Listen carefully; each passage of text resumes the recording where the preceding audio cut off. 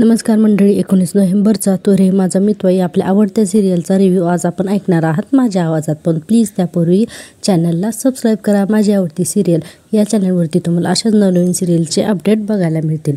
तर सुरुवातीला आपण पाहू शकतो या सिरियलमध्ये सुरुवातीला काल जो राकेशचा पचका झालेला असतो त्यामुळे राकेश अतिशय संतापलेला दाखवलेला आहे आणि तो एका गोडाऊनमध्ये असतो आणि तिथे सगळी तोडफोड करत असतो. अतिशय संतापलेला असतो, तो चिडलेला असतो आणि तो म्हणत असतो की ईश्वरी, इतकं परफेक्ट प्लॅनिंग करून सुद्धा तू माझ्या हातातून निसटली, आज तू मला सापडली नाही. आणि म्हणून की तो सगळं आठवत असतो की कशी ईश्वरी तिथून निसटून गेली ती आणि म्हणत असतो की आज तू माझ्या डोक्यात गेली आहे, पण तुझ्यापेक्षा जास्त राग मला स्वतःचा आला आहे. असं म्हणून तो पुन्हा तिथल्या टेबल खुर्च्या ज्या आहेत तर त्या फेकाफेकी करत असतो आणि स्वतःला आरशामध्ये बघतो आणि म्हणतो की लाज वाटू दे तुला, असा स्वतःलाच म्हणतो आरशात बघून आणि थोबाडीत मारून घेतो आणि म्हणतो की ईश्वरी काय करू शकते याचा अंदाज कसा काय नाही आला तुला, ती तर घाबरते तुझ्यासमोर आणि अशी कशी काय तुला शेंडी लावून ती पळून गेली, कशी काय गेली, लाज वाटली पाहिजे तुला राकेश, लाज वाटली पाहिजे. म्हणून तो आरशात बघून पुन्हा थोबाडीत मारून घेतो आणि म्हणतो इतके महिने झाले तरीही एका नाजूकशा मुलीवरती ताबा मिळवता आला नाही तुला राकेश, लाज वाटली पाहिजे. पुन्हा तो आरसासुद्धा तो फोडून टाकतो, पुन्हा तोंडात मारून घेतो आणि अतिशय संतापलेला दाखवलेला इतर राकेश. इकडं ईश्वरी अर्णवला खेचत घेऊन येत असते आणि अर्णव म्हणत असतो स्टॉप मिसिंग द स्टॉप, या मीडियाच्या समोर असं तुम्हाला एवढं खेचत का घेऊन आलीस. तर ईश्वरी म्हणते वा वा वा क्या बात है, बढिया. हां तर अर्णव म्हणतो हे काम डाऊन, काय झाले तुला. ईश्वरी म्हणते काय झाले तुला म्हणजे सगळ्यांच्या समोर लावण्या मॅडम इतकं पागलसारखं वागल्या, त्यांची चूक आहे आणि तुम्ही मला बोलताय, तुम्हाला त्यांचं वागणं दिसत नाही आहे. एक मिनिट, म्हणजे तुम्हाला त्यांचं वागणं बरोबर तर वाटत नाही ना. तर अर्णव म्हणतो हो बरोबरच आहे ना तिचं, आम्ही जस्ट फोटो काढत होतो. तर ईश्वरी म्हणते हे असे ही करून ॲक्शन करून दाखवते आणि म्हणते नाही उगाच मी मध्ये आले, हां छान फोटो सेशन करा हां तुम्ही दोघे. अर्णव हसत असतो तर ती म्हणते हसताय काय.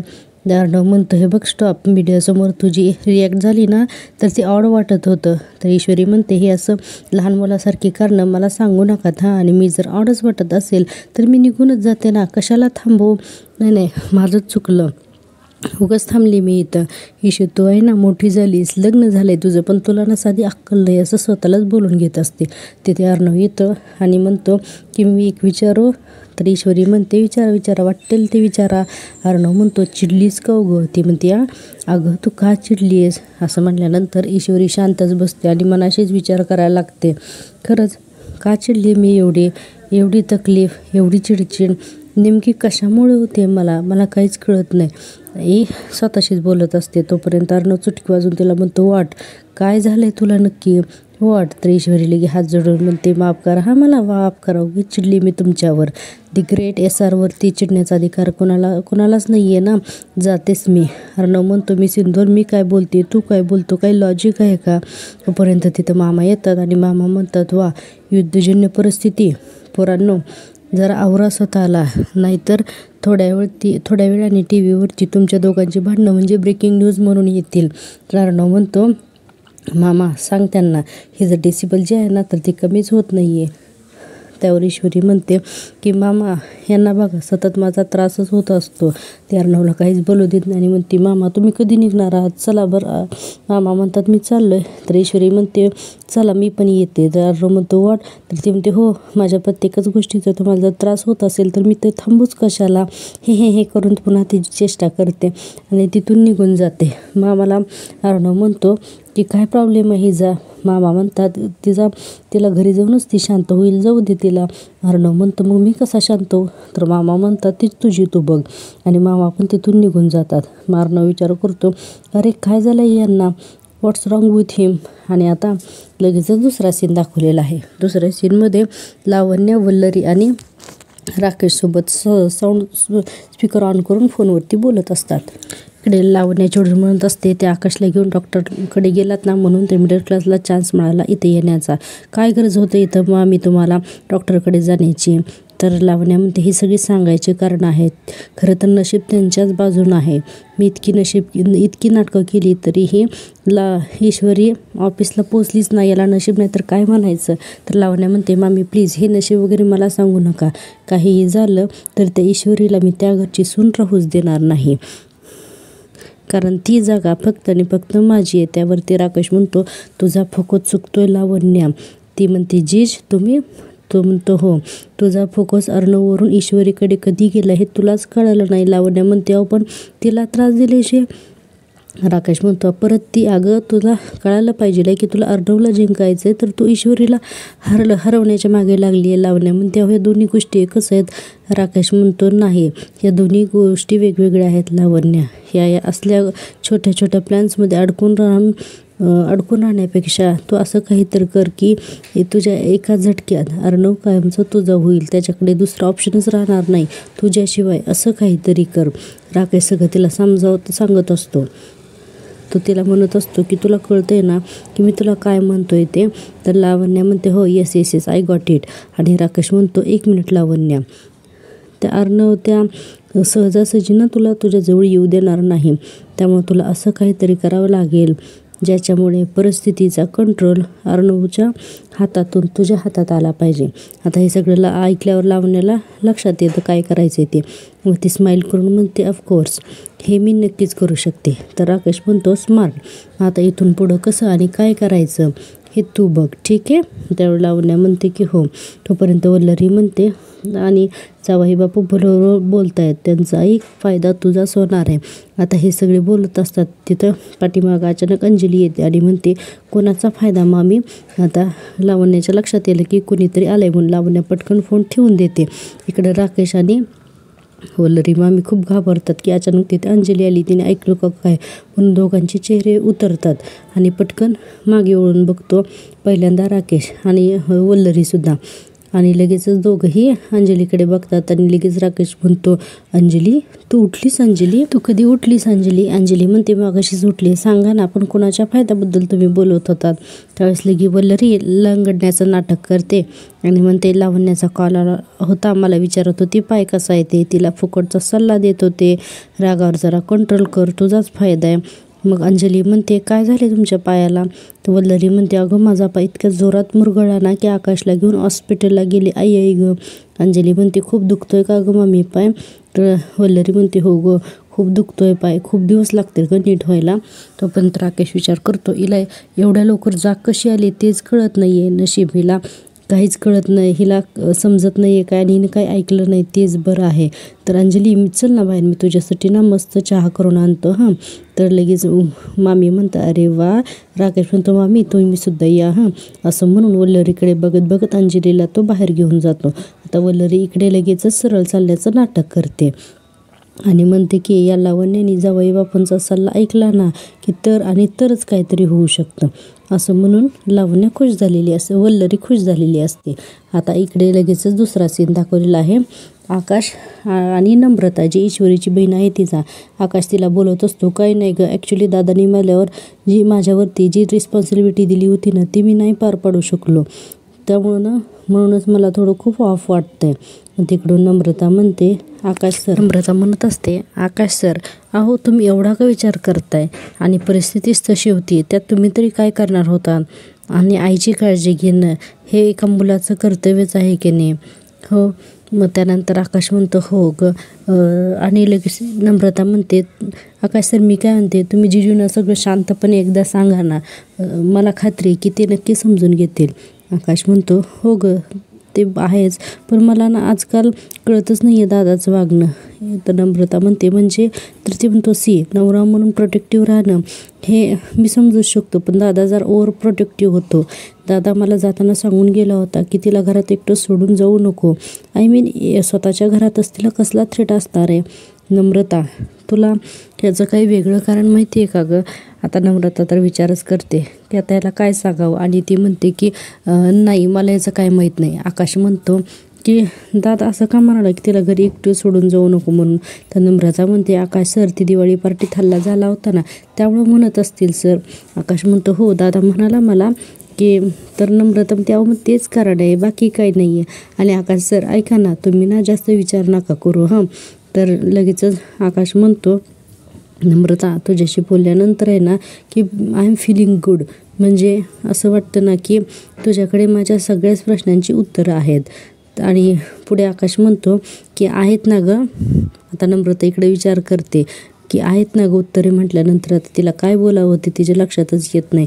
ते फक्त म्हणते सर ते ठेवू का फोन. तर आकाश म्हणतो का गं बिझी आहेस का, म्हणजे फ्री असशील तर बोल ना आणखीन थोडा वेळ. आता नम्रता म्हणते बरं ठीक आहे. आणि त्याच्यानंतर हे दोघंजणं बोलतात. आता जे काही बोलतात ते म्युझिकली दाखवलेलं आहे, आपल्याला सगळा सीन ऐकवलेला नाही. तर आपण आता पुढचा सीन, दुसरा सीन दाखवलेला आहे. लावण्या उभारलेली असते आणि तिथे एक मुलगा येतो आणि फक्त म्हणतो की मॅडम हे औषध. आता लगेच लावण्याला हाताने खून करून सांगते तू जा म्हणून. आणि ती औषध हातात घेते आणि म्हणते की फायनली AR आज माझ्या मिठीत असणार आहे. कारण तिने ते गुंगीचं औषध मागवलेलं असतं. आणि म्हणते की बरं झालं ते मिडल क्लास ईश्वरी इथून चिडून निघून गेली ते, असं म्हणून ते औषध घेते आणि त्या औषधाकडे बघत असते. आणि म्हणते आता ARला आणि मला डिस्टर्ब करायला इथं दुसरं कोणीच नसणार आहे, असं म्हणून ती स्माईल करत असते. आणि म्हणते आजची रात्र फक्त माझी आणि माझ्या ARची, असं म्हणून लावण्या तिथून निघून जाते. आता इकडे घरी जाण्यासाठी मामा आणि ईश्वरी निघालेले असतात. तेवढ्यात मामाने एक फोन येतो. मामा म्हणतात ईश्वरी फोन घेऊ का. तर ईश्वरी म्हणते हो. आणि मग पुढे थोडंसं चालत जाते आणि उभारते. आता तिला ते सगळे प्रसंग आठवत असतात की लावण्या कसं अर्णवसोबत फोटो काढत असते, ते तिला अजिबात आवडत नसतं. पण ते सतत जे दृश्य आहे तर ते तिच्या डोळ्यासमोर येत असतात. त्यामुळं ईश्वरी डिस्टर्ब होते, तोंड एकदम वाकडं करते. आणि तिला आठवतं की अर्णवने विचारलेलं असतं तिला की एक विचारू की तू एवढी चिडली आहेस का. आणि या प्रश्नाचं तिच्याकडं उत्तरच नसतं. ती विचार करत असते की खरंच मी किती चिडले ना. ईश्वरी म्हणते किती रागवले मी, दिमागच ठिकाण्यावर नाही आहे माझा. पण आता असं का वाटते की सरांना उगीच एकटं सोडून आले. तोपर्यंत मामा तिथे येतात आणि म्हणतात चल निघूया. तर ईश्वरी म्हणते हां. मामा म्हणतात निघायचं आहे ना घरी. तर ईश्वरी म्हणते की मामा ओळखून घेतात. मग मामा म्हणतात पाय निघत नाही आहे ना इथून, परत भांडायचं आहे, जायचं आहे अजून. आता इकडे ऑफिसमध्ये फक्त अर्णव आणि लावण्य हे दोघेच असतात. आता लावण्याने मगाशी ते दिलेलं औषध कॉफीमध्ये घातलेलं असतं आणि कॉफी घेऊन येते आणि अर्णवच्या समोर धरते आणि अर्णवला म्हणते कॉफी. आता ते अर्णव ती कॉफी हातातून घेतो आणि म्हणतो आज अचानक तू आलीस कॉफी घेऊन. लावण्या म्हणते हो, तुला आवडते ना ब्लॅक कॉफी म्हणूनच घेऊन आले. अर्णव म्हणतो थँक्स. आता लावण्या लगेच मनात विचार करायला सुरुवात करते की यार तुझी ही ब्लॅक कॉफी आहे ना ती आपली आजची रात्र गुलाबी करणार आहे, बी रेडी, असं म्हणून तीसुद्धा कॉफी पित असते. आता आणि म्हणते की मी आज यामध्ये असं काहीतरी मिसळलं आहे की खऱ्या अर्थाने आज तो फक्त माझा होशील म्हणून. आणि तिची जी वाईट भावना असते अर्णवबद्दल ती व्यक्त करते आणि म्हणते मी अशी जादू करेन की you will be crazy for me. मग ती मिडल क्लास ईश्वरी तुझ्यावरती हक्क सांगू शकणार नाही. आता हे सगळं ती बोलत असते तोपर्यंत अर्णव कॉफी पित असतो. आणि आता अर्णवला एकदमच गरगरायला सुरुवात होते. त्याला काय होत असतं ते त्याला समजतच नसतं. आणि लावण्या त्याच्याकडे बघत असते की याचा इफेक्ट, त्या कॉफीचा इफेक्ट अर्णववरती काय होतोय म्हणून. आता अर्णव अचानकच डोक्याला हात लावायला लागतो, मध्येच हसायला लागतो. त्याला ते जी गुंगी चढते कारण तिने ते गुंगीचं औषध मिक्स केलेलं असतं. त्याला काय होतं ते त्याला समजतच नाही. अचानक हसतो, डोक्याला काय हात लावतो, चेअरवरून उठतो तिथून. अर्णव वेगवेगळे आवाज काढतो, स्वतःशीच हसतो आणि म्हणतो दिस इज सो फार फनी. आणि स्वतःशीच हसतो जोरजोरात आणि म्हणतो मला हे असं काय होतंय म्हणून तो चेअरवरून उठतो आणि टेबलवरती बसतो. आणि इकडे लावण्याच्या लक्षात येते की त्याला गुंगीचं औषध आता जे आहे तर ते चढलेलं आहे म्हणून AR म्हणून त्याच्याजवळ येऊन थांबते. तोपर्यंत अर्णवचं डोकं तिच्या खांद्यावरती पडतं आणि लगेचच अर्णव विचारतो की लावण्या तू इथे कशी काय. अर्णव लावण्याला विचारत असतो. तोपर्यंत लावण्या म्हणते की हो मीच आहे म्हणून. अर्णव म्हणतो कसं काय तू घरी गेली नाही अजून. तर लावण्या म्हणते बघ AR इथे ईश्वरी नाही आहे तुझी काळजी घ्यायला, इथं मी आहे लावण्या, फक्त तुझी लावण्या. AR बघ ना म्हणून हसते आणि तू चिडून निघून जायला मी काय ईश्वरी नाही आहे तर. आणि अर्णव पुन्हा हसायला लागतो. ती म्हणती बघ मी तुझ्यासाठी फक्त थांबले. अर्णव म्हणतो काय? हो, मी तुझी ईश्वरी नाही आहे चिडून जाईल अशी ती पुन्हा म्हणते. आणि मग तो ओरडतो ईश्वरी म्हणून असा हाक मारतो. तर ती म्हणते की लावण्या म्हणते की यार इथं कुणी नाही आहे, थांब, तुला तर माहिती आहे ना की माझं तुझ्यावरती किती प्रेम आहे. तो अर्णव म्हणतो हो यस रिअली. तर लावण्या म्हणते हो, मला पूर्ण आयुष्य तुझ्यासोबत घालवायचं आहे. अर्णव म्हणतो का? तर लावण्या म्हणते त्या मिडल क्लास मुलीची लायकीसुद्धा नाही आहे तुझ्यासमोर उभं राहण्याची, आणि तू तर तिला लग्न करूनच घेऊन आलास. अर्णव हसतच म्हणत असतो खरंच मी असं केलं आहे? त्यावरती लावण्या म्हणते हे बघ, खरं तर आपण दोघी फ्रेंड्स होतो. अर्णव म्हणतो करेक्ट. ती म्हणते अगदी लहानपणापासून कने बिझनेस पण नंतर करत होतो. अर्णव म्हणतो करेक्ट. मग लावण्या म्हणते खरं तर मी सूट करते ना तुला? तर अर्णव म्हणतो आय डोंट थिंक सो. लावण्या म्हणते तुमच्या दोघात काहीच मॅच होत नाही आहे. हे बघ, ईश्वरीपेक्षा परफेक्ट मॅच मी आहे AI साठी. तर अर्णव म्हणतो की नाही, मला नाही असं वाटत. त्यावरती लावण्या म्हणते की आता अर्णव म्हणत असतो की माझं आता डोकं खूप दुखतंय. तर लावण्या म्हणते की हे बघ यार, आता तू ना फक्त माझंच आहेस, म्हणजेच फक्त लावण्याच आहे. अर्णवला काही समजत नसतं. तो असा डोक्याला हात लावून बसलेला असतो. आणि लावण्या त्याला म्हणत असते की आज तू फक्त माझा आहे आणि आज आपण एक होणार. आणि आज तर असं म्हणून ती त्याच्याकडे बघत असते. आणि अर्णव पूर्ण गुंगीमध्ये असतो, त्याला समजत नसतं. तो फक्त हसत असतो गुंगीच्या नशेमध्ये. आणि तेवढ्यातच लावण्या त्याला जवळ घेण्याचा प्रयत्न करते. आणि हे सगळं असेल ईश्वरी बघते आणि अचानकच तिथून येते आणि लावण्याच्या दंडाला धरून तिला मागे खेचते आणि जोरात थोबाडीत देते. तोपर्यंत लावण्या म्हणत असते की कोण आहे म्हणून. तर ईश्वरी तिच्या जोरात थोबाडीत देते. तर अर्णवला काही समजत नसतं. अर्णव फक्त थोबाडी दिली स्लॅब म्हणून टाळ्या वाजवून हसत असतो. तर ईश्वरी इकडं म्हणते की मिसेस ईश्वरी अर्णव राजेशिर्के आहे मी, असं म्हणून तिच्याकडे बघते. अर्णव म्हणतो म्हणजे माझी बायको म्हणून जोरजोरात हसतो आणि पुन्हा ईश्वरीकडे येतो. आणि लावण्याला म्हणतो एक्सक्यूज मी असं म्हणून ईश्वरीकडे येऊन उभा राहतो. तर ईश्वरी म्हणते की सर. अर्णव म्हणतो की इतक्या वेळ कुठे निघून गेली होतीस तू? नक्की कसला राग आला होता तुला? त्यावरती ईश्वरी म्हणते अर्णव म्हणतो तू कुठे चिडून गेली होतीस, आता मी पण जाणार. तर ईश्वरी त्याला पकडते आणि लावण्याला म्हणते माझा नवरा फक्त माझा आहे. लग्नाच्या बायकोसमोर बाहेरच्या बाईने जर का संधी साधूपणा केला तर असाच कानाखाली आवाज निघणार, कळालं तुला? दिमागमध्ये कायमचं फिट करायचं हे लक्षात ठेव लावण्या, कळलं ना तुला आता? आणि म्हणते की तो स्वतःचा सांभाळायचा, दुसऱ्याचा नाही. लावण्या मॅडम. तोपर्यंत अर्णव टाळ्या वाजून वा म्हणत असतो. त्याला काहीच समजत नसतं. लावण्या लगेच रागाने जाऊन तिला म्हणून हात पुढे करते. तर लगेचच ईश्वरी तिचं बोट पकडते आणि म्हणते पुन्हा जर का AR सरांच्या जवळ येण्याचा प्रयत्न केलास ना तर या तोंडाला तुझ्या काळपासून धिंड काढीन मी तुझी, असं म्हणत असते. तर अर्णव एकसारख्या टाळ्या वाजवून ईश्वरी भोवती गोल फिरवत असतो आणि म्हणते की मला मिडल क्लास म्हणालीस ना तू लावण्या, आणि तुझी हे आत्ता जे काही वागलीस ना ते हाय क्लास होतं. नवऱ्या बायकोच्या पवित्र नात्याची माहिती जर का तुला असते ना तर हे असलं काहीतरी वागण्याची हिंमतच झाली नसती तुझी. तुम्हाला खूप वाटतं ना की अर्णव सर तुमचे आहेत म्हणून, पण असं काहीही नाही आहे. अर्णव सर हे सगळं खोटं आहे असं ती अर्णवला पकडून म्हणत असते. आणि म्हणत असते की मी ईश्वरी ही अर्णव सरांची बायको आहे आणि या माझ्या गळ्यातल्या काळ्या मण्यांना काहीतरी अर्थ आहे. आणि ईश्वरी लावण्याला म्हणते चल ना घेतून, आणि पुन्हा तुमचं थोबाडसुद्धा दाखवायचं नाही म्हणून तिला इशारा करते निघ म्हणून. आणि आता लावण्या तिथून निघून जाते. आता इकडे अर्णव अंगातला कोट काढतो आणि गोल गोल फिरत असतो आणि म्हणत असतो वा मस्त, मी सिंदूरने लावण्याला किती मस्त ऑफिसच्या बाहेर काढलं, फार मस्त म्हणून टाळ्या वाजवतो आणि म्हणतो आय वॉन्ट टू स्पीक.